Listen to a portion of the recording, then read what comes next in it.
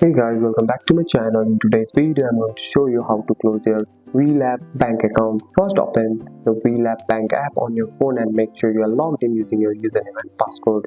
Once you are in the home screen, check your account balance before closing your account. Make sure the balance is zero. If you still have money in the account, transfer it to another bank. Then tap menu icon or go to the profile or settings section. Look for the option that's called account setting, manage account or close account. Tap on it option. The app may show you the information about closing your account. Read the instruction carefully. It may remind you to cancel your automatic payment or subscription linked to your account. If everything is ready, tap close account or request close account. It may ask you to confirm your identity by using your password, PIN or verification code sent to your phone. After confirming, submit the request. The bank will process your request and your account will be closed successfully. You may receive a confirmation message or email once the process is complete. And that's it. That's all for today's video, guys. If you found this video helpful, drop a like and subscribe for more videos. Thanks for watching. See you in the next one.